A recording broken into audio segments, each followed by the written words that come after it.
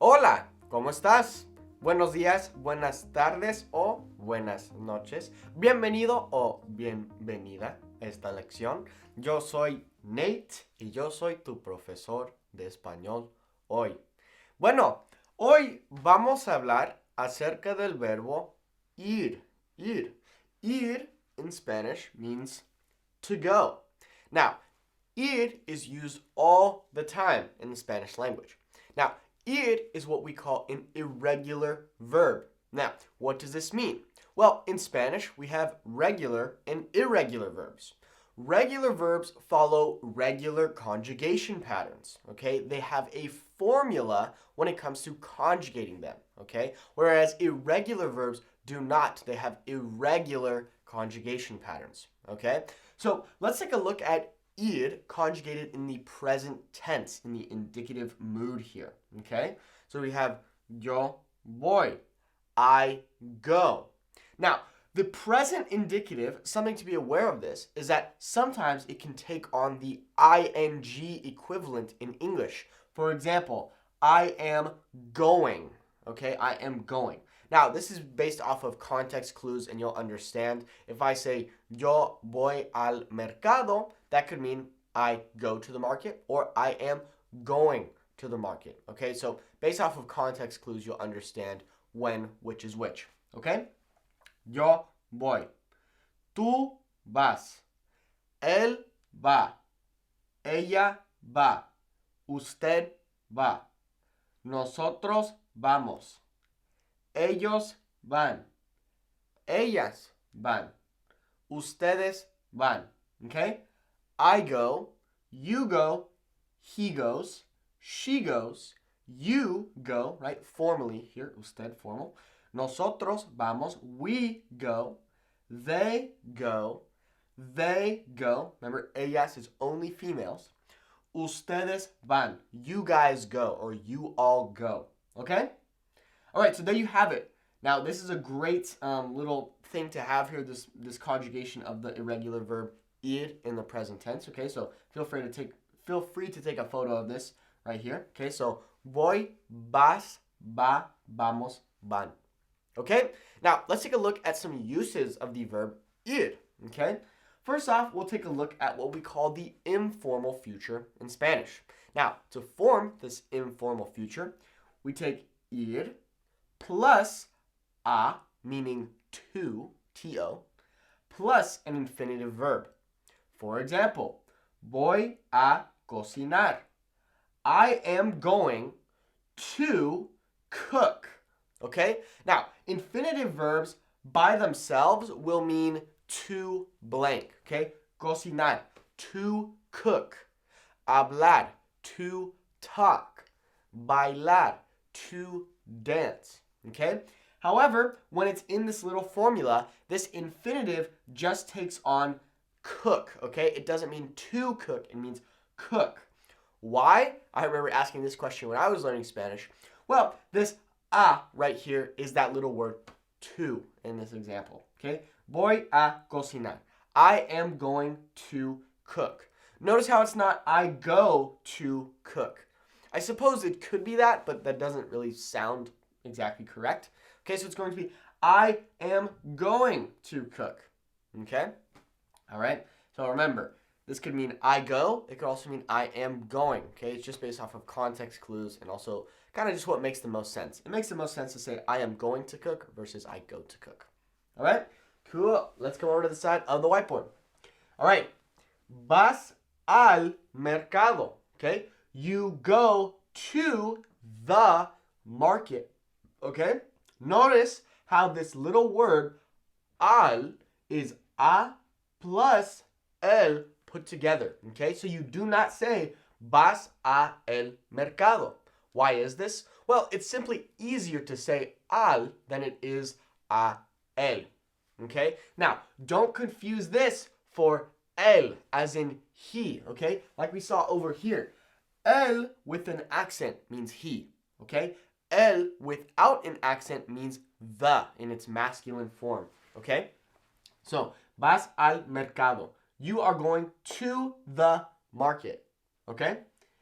Ella va a la playa. She goes to the beach.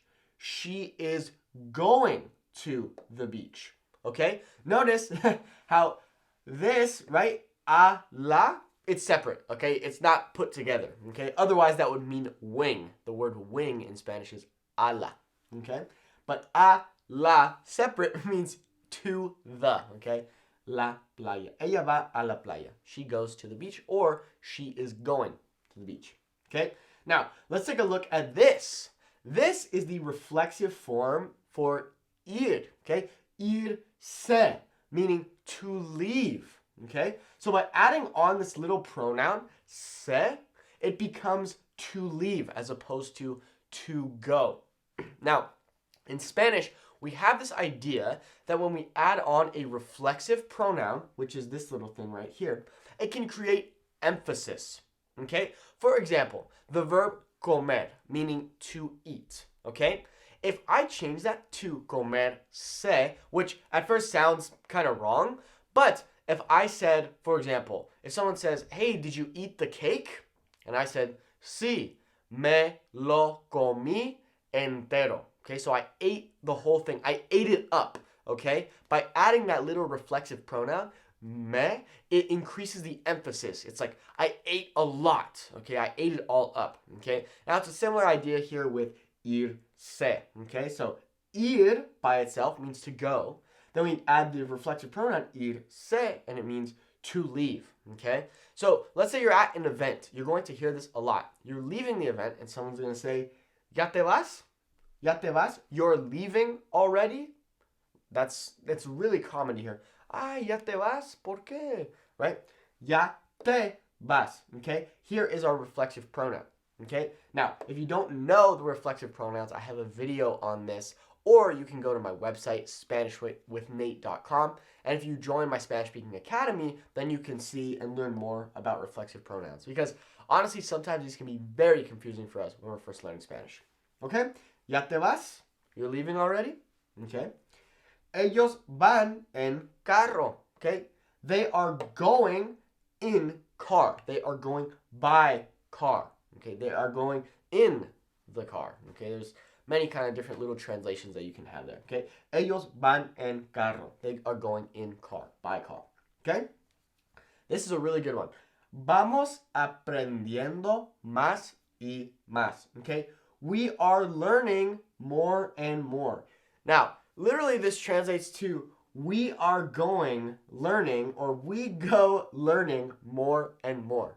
Now, this is kind of an interesting idea, and if you don't get this for a bit, don't worry about it, to be honest. This is much less common than the other examples that we've looked at, okay? But vamos aprendiendo más y más. This is like we're continually learning more and more. We are going learning more and more.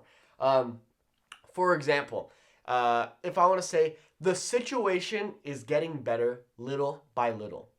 La situación va mejorando poco a poco. Okay, so the situation is getting better, little by little. Va mejorando. Okay, it is getting better is essentially how you would translate that. Okay, once again, this is a little less common, so don't worry too much if that's a little confusing. You can always look up some more examples of this kind of idea.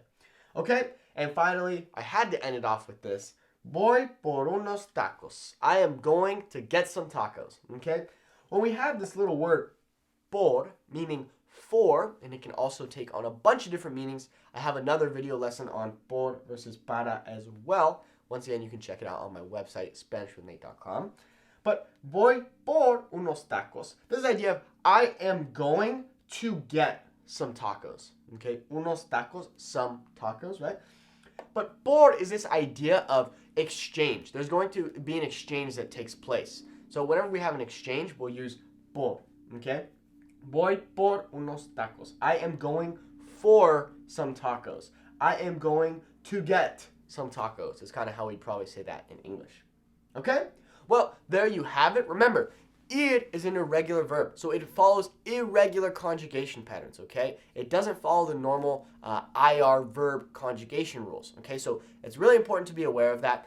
And while we didn't cover ir in the preterite or imperfect or any other tense, okay, knowing the present tense is probably the most important tense with regards to ir that you need to know. Okay, so study this, make sure you understand it. Feel free to look up some more examples. Once again, if you want to learn even more Spanish with me, you can check out my website, SpanishWithNate.com. Muchas gracias por ver esta lección. Espero que te haya gustado. Thanks so much for watching this lesson. I hope you've enjoyed it. And yeah, if you have any questions, feel free to leave me a comment on this video, or you can send me an email at support@SpanishWithNate.com. Bueno, que tengas muy buen día y estamos hablando. Adiós.